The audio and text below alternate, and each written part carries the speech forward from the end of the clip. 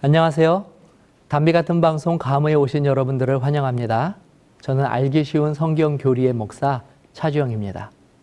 자, 창세기 2장 7절에 여호와 하나님이 땅의 흙으로 사람을 지으시고 생기를 그 코에 불어넣으시니 사람이 생명이 되니라고 기록하고 있습니다. 지난 강의에 이야기한 것처럼 하나님은 흙으로 만든 사람을 살아있는 생명으로 만드셨습니다. 그때 하나님께서는 생명 없는 육체에 행하신 것이 생기를 그 코에 불어 넣으신 것이었습니다. 자, 이때 하나님께서 불어 넣으신 이 생기를 욥기에서는 전능자의 기운이라고 표현하고 있습니다. 욥기 33장 4절입니다. 하나님의 영이 나를 지으셨고 전능자의 기운이 나를 살리시느니라. 이 공동 번역에는 이 전능자의 기운을 전능하신 분의 입김으로 번역하기도 하였습니다. 많은 신학자들이 그리고 설교자들이 이 전능자의 기운을 이 전기에 비유해서 설명합니다. 여러분들 앞에 이 돌아가지 않는 이 선풍기가 한 대 있다고 한번 상상해 보시기 바랍니다. 이 선풍기를 움직이게 하기 위해서는 어떻게 해야 되겠습니까? 맞습니다. 이 선풍기 코드를 전원에 연결하면 됩니다.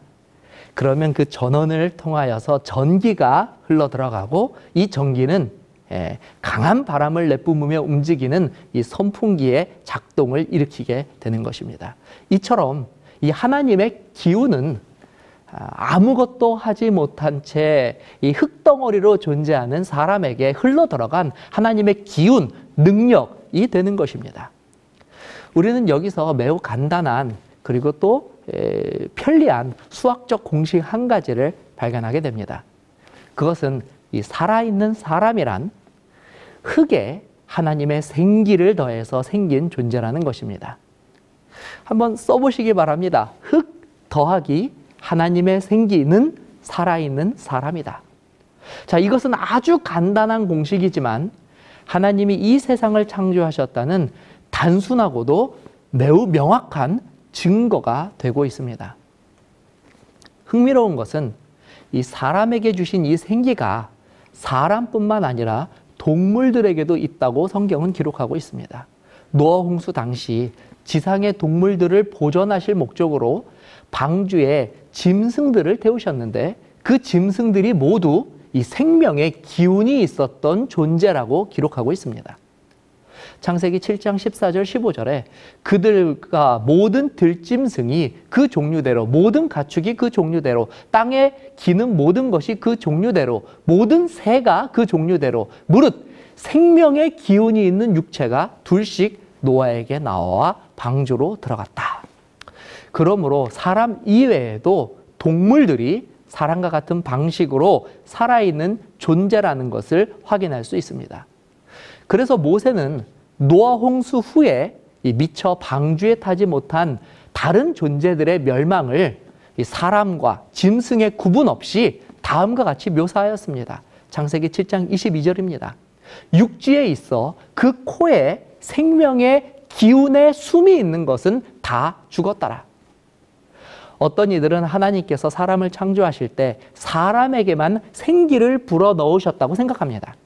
그리고 그 생기란 다른 동물들에게는 없는 사람들에게만 있는 특별한 것. 그래서 이 특별한 생명의 기운을 혼 혹은 영이라고 주장하기도 합니다. 그러나 우리가 방금 살펴본 것처럼 하나님이 사람에게 생명을 주실 때 주신 생기는 사람에게만 적용된 생명의 방식이 아니라 짐승들에게도 동일하게 적용된 방식이라는 것입니다. 그러므로 사람만이 창조 당시에 하나님과 연합하는 특별한 혼 혹은 영을 받았다는 주장은 전혀 성경적이지 못한 것입니다. 그러므로 하나님이 사람을 창조할 때 그 코에 불어넣어 주신 생기란 혼이나 영혼을 의미하는 것이 아니라 생명을 가능케 하는 짐승들도 가지고 있는 숨 혹은 호흡으로 이해하는 것이 가장 바람직한 성경 해석입니다. 그래서 전도서 3장 19절에는 다음과 같은 말씀이 있습니다. 인생이 당하는 일을 짐승도 당하나니 그들이 당하는 일이 일반이라. 다 동일한 호흡이 있어서 짐승이 죽음같이 사람도 죽으니 사람이 짐승보다 뛰어남이 없음은 모든 것이 헛됨이로다. 전도서에는 사람과 동물의 죽음이 호흡이 없어지는 것으로 일반인, 즉 같다라고 이야기하고 있습니다. 이는 우리가 방금 살펴본 것처럼 하나님께서 사람에게 생기를 불어넣어 생명이 되게 하신 방식이 동물들에게도 동일하게 적용된 것이라는 이 네페시의 해석과 일치하는 내용이 되는 것입니다. 그러므로 오늘 우리가 알 수 있는 사실은 사람을 이루는 구성 요소는 흙과 하나님이 주신 생명, 즉 호흡이라는 사실입니다. 위에서 잠깐 살펴본 것처럼 그러므로 사람이 죽은 상태가 되기 위해서는 팔이나 다리나 혹은 장기의 유무를 가지고 그가 죽었다 혹은 살았다라고 결정짓는 것이 아니라 바로 이 코의 생기, 즉 호흡을 하느냐 하지 않느냐가 아주 단순하지만 이와 같은 명제만 가지고도 살았냐 죽었냐, 즉 생사를 구분지을 수 있게 되는 것입니다. 그래서 죽은 상태를 숨이 멎었다라고도 표현하는 것입니다. 자, 정리하면 이 성경을 통하여 알게 되는 사람은 몸과 혼과 영과 같은 여러 독립적인 요소들로 구성된 이 복잡한 존재가 아니라 육신과 생명이 유기적으로 연합되고 그리고 통일된 전 존재라는 것을 우리는 성경을 통하여 인간의 본질을 확인할 수 있습니다. 자, 그러므로 사도 바울은 우리의 구원이 몸은 죽어서 부패하고 영만 따로 하늘에 올라가는 것이 아니라 말씀드린 것처럼 전 존재로서 주님 오시는 그날 함께 구원을 받게 되는 것임을 강조하고 있습니다. 데살로니가전서 5장 23절입니다. 평강의 하나님이 친히 너희를 온전히 거룩하게 하시고 또 너희의 온 영과 혼과 몸이 우리 주 예수 그리스도께서 강림하실 때에 흠없게 보존되기를 원하노라. 만일 누군가 이 구절을 고지곧대로 이해하여서 사람에게 육과 영이 있다고 주장한다면 바울이 언급한 혼은 무엇이라고 말하겠습니까? 사람은 육 외에도 영과 혼으로 이루어진 삼중적 존재라고 말씀하시겠습니까?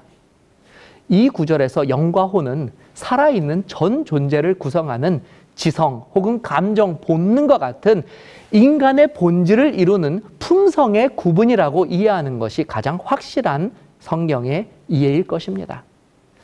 그러므로 우리가 지난 시간 살펴본 것처럼 하나님의 형상을 따라 지음받은 사람들은 육적인 모습뿐만 아니라 우리의 품성까지도 하나님의 거룩한 모습으로 회복되는 전인적인 구원을 소망해야 하는 것입니다. 자, 이제 인간의 본질 마지막 강의에서는 범죄함으로 인해 사실은 창조의 계획에는 없었으나 결국 인간의 본성을 사로잡게 된 죄에 대해서, 죄된 본성에 대해서 우리가 함께 나누어 보도록 하겠습니다. 감사합니다.